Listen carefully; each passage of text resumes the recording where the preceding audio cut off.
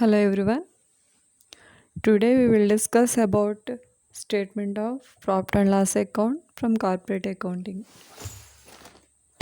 Company final accounts గురించి మాట్లాడుకుంటున్నాము. Company final అకౌంట్స్లో first statement profit and loss. Statement of profit and loss. Company final accounts ప్రిపరేషన్లో 2 రకాల statements prepare చేస్తుంది. Statement of profit and loss and balance sheet. ఈరోజు క్లాస్లో మనం companies act 2013 schedule 3 ప్రకారం profit and loss statement prepare చేయడం కోసం ఉన్న రెగ్యులేషన్స్, రూల్స్ ఏంటి, మనం ఏ రూల్స్ని ఫాలో అవుతూ ఏ ఫార్మాట్ ప్రకారం మనం ఈ స్టేట్మెంట్ని ప్రిపేర్ చేయాలనేది తెలుసుకుందాము.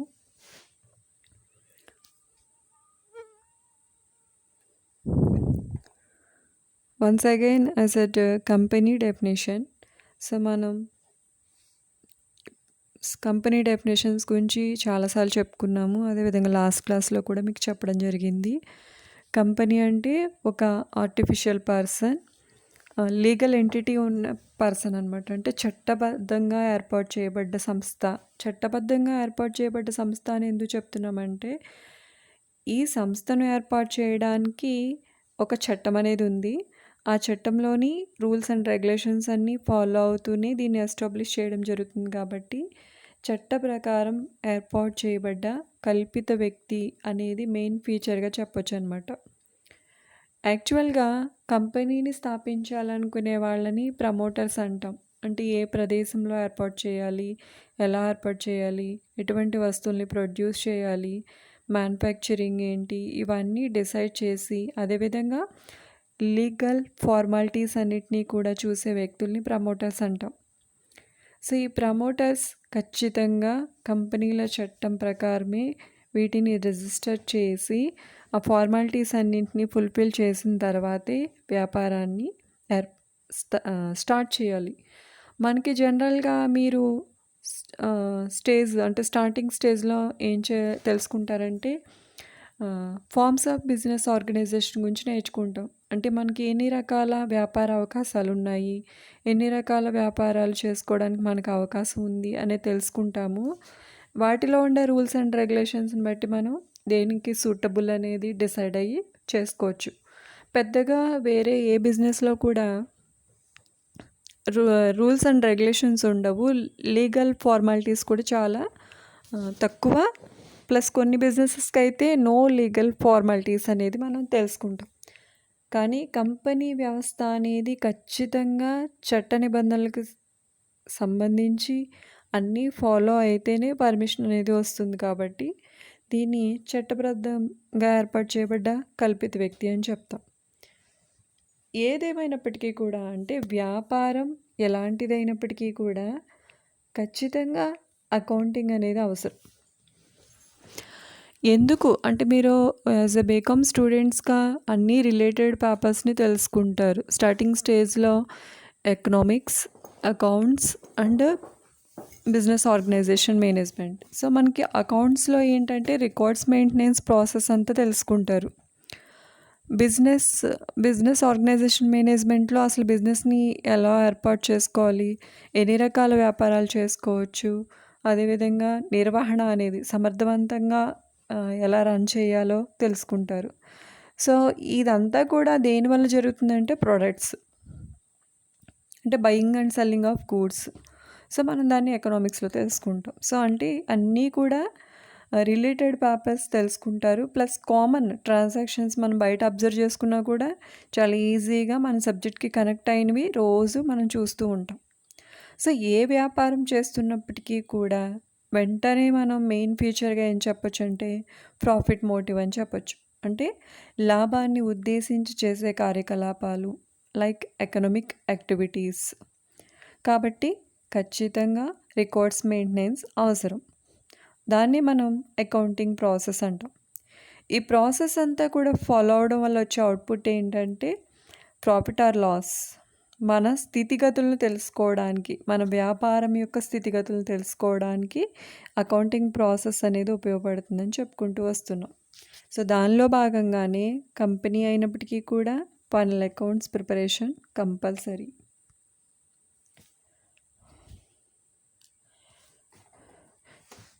As usual, the financial accounts లేదా final accounts of a company consist of 2 basic financial statements.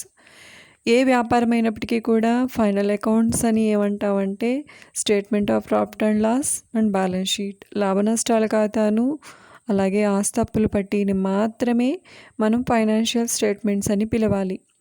ఎందుకు ఈ రెండింటినే ఫైనాన్షియల్ స్టేట్మెంట్స్ అని పిలుస్తారు అంటే ఇవి మాత్రమే ఆర్థిక స్థితిగతుల్ని వ్యాపార స్థితిగతుల్ని తెలియచేసే నివేదికలు కాబట్టి ఈ రెండింటి వల్ల మాత్రమే మనకి సరైన సమాచారం అనేది లేదా సరైన ఇన్ఫర్మేషన్ అనేది లభిస్తుంది కాబట్టి మనం వీటిని మాత్రమే ఫైనల్ అకౌంట్స్ అని చెప్పడం జరుగుతుంది. ఇక్కడ కంపెనీస్ యాక్ట్ 2013 షెడ్యూల్ 3 ప్రకారం ప్రాఫిట్ అండ్ లాస్ అకౌంట్కి సంబంధించిన ప్రిపరేషన్ ప్లస్ అదేవిధంగా ఫార్మేట్ మెయిన్ ఫీచర్స్ ఏంటనేది ఈరోజు క్లాస్లో తెలుసుకుంటాం. Statement of profit and loss. Statement of profit and loss is a statement that indicates the financial performance of a company by showing net result, that is profit earned or loss incurred. వ్యాపారంలో లాభం వచ్చిందా అంటే లాభం సంపాదించామా లేదంటే loss వచ్చిందా తెలుసుకోవడం కోసం తయారు చేసే నివేదికే statement of profit and loss. కేవలం ఇక్కడ రెవెన్యూ ఎక్స్పెన్సెస్ మాత్రమే డిస్ప్లే అవుతాయి. అదర్ ట్రాన్సాక్షన్స్ అదర్ ఆస్పెక్ట్స్ ఏవి కూడా ఇక్కడ డిస్ప్లే అవ్వమన్నమాట. అంటే వ్యాపారానికి సంబంధించిన చాలా అంశాలు అనేవి ఉండడం జరుగుతుంది. వాటిలో మనం ఇక్కడ ఏం చూపించాలంటే revenue items, expenses, different types of expenses. So output ఎలా ఉంటుందంటే total revenue minus total expenses. Revenue ఎక్కువగా ఉండాలి, ఎక్స్పెన్సెస్ తక్కువగా ఉండాలి, అప్పుడు మాత్రమే మనకు అవుట్పుట్ ప్రాఫిట్ వస్తుంది. ఎక్స్పెన్సెస్ మైనస్ రెవెన్యూ, ఎక్స్పెన్సెస్ ఎక్కువైపోయి రెవెన్యూ తగ్గిపోయింది అనుకోండి, ఏ కంపెనీకైనా ఏ ఆర్గనైజేషన్కైనా ఖచ్చితంగా లాస్ వచ్చే అవకాశం ఉంది. అది ఏం వచ్చింది అనేది at the accounting period ending స్టేజ్లో మనం తెలుసుకోవడం కోసం ప్రిపేర్ చేసేదే statement of profit and loss. So దీన్ని ప్రిపేర్ చేయడానికి సంబంధించిన ముఖ్యమైన పాయింట్స్ ఏంటో ఫస్ట్ తెలుసుకుందాము.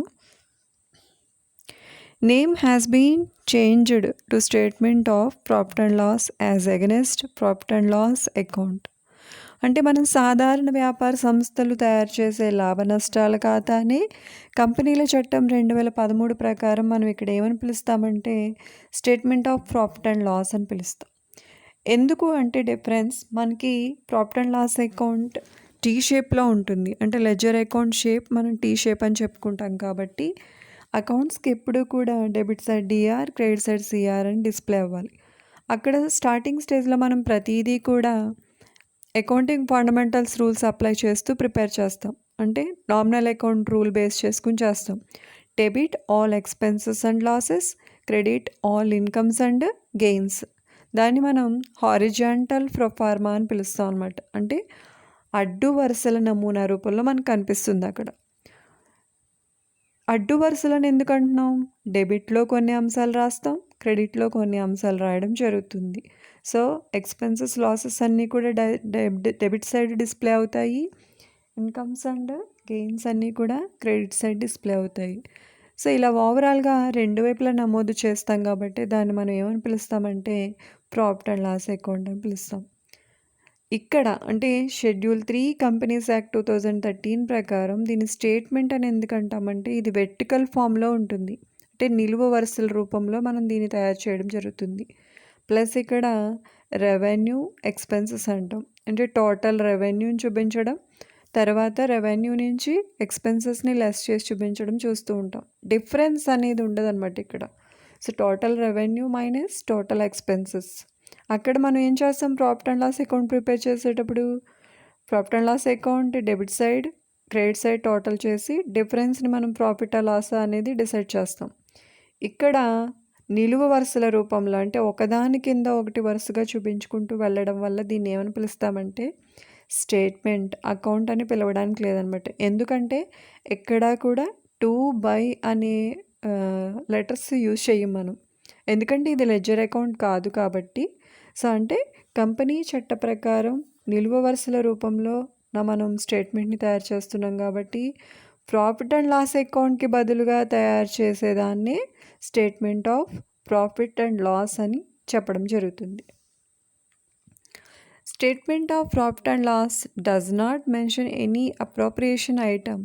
ఇక్కడ ఏమీ కూడా అప్రోప్రియేషన్ ఐటమ్స్ అనేవి ఉండవు. అంటే బిజినెస్కి సంబంధించిన అదర్ ఐటమ్స్ అనేవి కూడా ఏమి ఉండవు అనమాట. అంటే కేవలం రెవెన్యూస్ ఎక్స్పెన్సెస్ మాత్రమే డిస్ప్లే చేయడం జరుగుతుంది.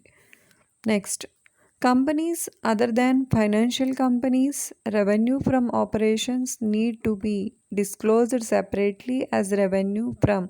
అంటే జనరల్గా ఫైనాన్షియల్ కంపెనీస్ అనుకోండి, మనీ ఇన్ఫ్లోస్ అవుట్ఫ్లోస్ అనేవి ఉండడం జరుగుతుంది. కానీ అదర్ దాన్ ఫైనాన్షియల్ కంపెనీస్ అనగానే జనరల్గా రెవెన్యూ ఎక్కడి నుంచి వస్తుంది అనేది మనకి కామన్. మ్యానుఫ్యాక్చరింగ్, ప్రొడక్షన్, సేల్స్, ఏ వ్యాపారంలో అయినా సరే మనకి జనరల్గా వస్తువులను అమ్మడం వల్ల, అమ్మకాలు ఎక్కువగా ఉండడం వల్ల ఆదాయం వస్తుంది. ఆదాయం ఎక్కువగా ఉంది అని చెప్పడానికి మెయిన్ కీ పాయింట్ ఏంటంటే సేల్స్ అనమాట. సో మనం ఇక్కడ statement of profit and loss లో రెవెన్యూ ఐటమ్స్ అనగానే first of all sale of products తీసుకోవడం జరుగుతుంది. సో అంటే ఏంటి, అమ్మకాల ద్వారా వచ్చిన ఆదాయం ఎంత. మనం ముందుగా ఈ స్టేట్మెంట్లో చూపించే ఐటమ్స్ ఏంటంటే అమ్మకాల ద్వారా ఆ కంపెనీకి వచ్చిన ఆదాయం ఎంత అనే పాయింట్తో మనం ఈ స్టేట్మెంట్ ప్రిపరేషన్ స్టార్ట్ చేయడం జరుగుతుంది. నెక్స్ట్, సేల్ ఆఫ్ సర్వీసెస్ అంటే ప్రొడక్ట్స్కి బదులుగా వేరే సర్వీసెస్ ఏమన్నా కస్టమర్స్కి అందిస్తూ కూడా ఇన్కమ్ని గెయిన్ చేయడం జరుగుతుంది. సో అలా ప్రొడక్ట్స్ని సేల్ చేస్తున్నారా లేక సర్వీసెస్ని అందిస్తూ రెవెన్యూని గెయిన్ చేస్తున్నారా అనేది ఫస్ట్ పాయింట్గా చూపించాలి. అదర్ ఆపరేటింగ్ రెవెన్యూస్, సేల్స్ కాకుండా ఇంకా మనకి ఇన్కమ్ సోర్సెస్ చాలా ఉంటాయి కదా. సో అలా అదర్ ఇన్కమ్ సోర్సెస్ ఏమైనా ఉన్నట్టయితే సెకండ్ కేటగిరీలో మనం వాటిని డిస్ప్లే చేయడం జరుగుతుంది. Next, interest cost disclosed separately as finance cost. అంటే వడ్డీ అనేది మనకి సపరేట్గా ఒక ఆర్థిక సంబంధమైన వ్యయంగా చూపించడం జరుగుతుంది అనమాట. అంటే ఖర్చు. సో ఇంట్రెస్ట్ కాస్ట్ అనేది ఖర్చు కాబట్టి ఆ ఖర్చుని ప్రత్యేకంగా ఆర్థిక సంబంధమైన కాస్ట్గా ఇక్కడ చూపించడం జరుగుతుంది. సో ఇలా ఒక్కొక్కటి ఒక్కొక్క కేటగిరీగా ఇక్కడ చూపిస్తాం. జనరల్గా మనం ఫండమెంటల్ స్టేజ్లో ఏం చేస్తామంటే అవి ఏంటనే కేటగిరీ చూడం. ఓవరాల్గా debit all expenses and credit all incomes and gains ఆ ఒక రూల్ని ఫాలో అవుతూ అన్నిటినీ డిస్ప్లే చేసుకుంటూ వెళ్తాం. కానీ ఇక్కడికి వచ్చేసరికి నిలువుగా అంటే ఒకదాని కింద ఒకటి ఆ కేటగిరీని బట్టి మనం షెడ్యూల్స్ కింద డివైడ్ చేసుకుని చూపించడం అనేది జరుగుతుంది. అంటే మనకి డిఫరెంట్ టైప్స్ ఆఫ్ ఆస్పెక్ట్స్ అక్కడ ఉన్నప్పటికీ కూడా కేటగిరీస్ వైజ్గా మనం వర్కింగ్ నోట్స్ చేసుకుని ఆ కేటగిరీ వైజ్గానే మనం అక్కడ స్టేట్మెంట్లో డిస్ప్లే చేయాలి. సో ఇప్పుడు స్టేట్మెంట్ ఎలా ఉంటుంది అనేది చూద్దాము. దాన్ని బట్టి మనకి ఒక ఐడియా అనేది క్రియేట్ అవుతుంది.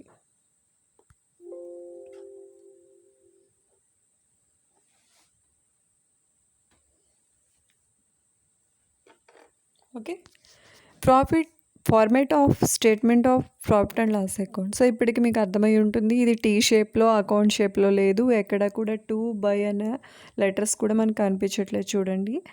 సో వెర్టికల్ నిలువుగా ఒకదాని కింద ఒకటి చూపించుకుంటూ వస్తున్నాం కాబట్టి దీనిపైన పేరేం పెడుతున్నామంటే statement of profit and loss account అని పిలవడానికి వీల్లేదు. కంపెనీస్ యాక్ట్ 2013 షెడ్యూల్ 3 ప్రకారం దీన్ని స్టేట్మెంట్ అనే పిలవాలి. సో ఫస్ట్ ఆఫ్ ఆల్ మనకి ప్రాఫిట్ ఆర్ లాస్ అనేది మెయిన్ ప్రిన్సిపల్ ఏంటి, total revenue minus total expenses, total income minus total expenses, మొత్తం ఆదాయంలోంచి మొత్తం ఖర్చులు తీసేయగా మిగిలిందని మనం ప్రాఫిట్ అంటాం. కాబట్టి అదే ఆర్డర్లో మనకి ఇక్కడ డిస్ప్లే చేస్తూ వస్తాం. సో ఇక్కడ చూడండి, ఫస్ట్ కాలం వచ్చి రోమన్ నెంబర్స్ డిస్ప్లే అవుతున్నాయి. పర్టికులర్స్ కాలంలో కేటగిరీ డీటెయిల్స్ రాయడం జరుగుతుంది. నెక్స్ట్ నోట్ నెంబర్, మనం ప్రతిదానికి వర్కింగ్ నోట్స్ చేసుకోవాల్సి వస్తుంది. ప్రాబ్లమ్స్ చేసేటప్పుడు అర్థమవుతుంది మీకు. ఆ నోట్ నెంబర్ని ఇక్కడ డిస్ప్లే చేయడం జరుగుతుంది.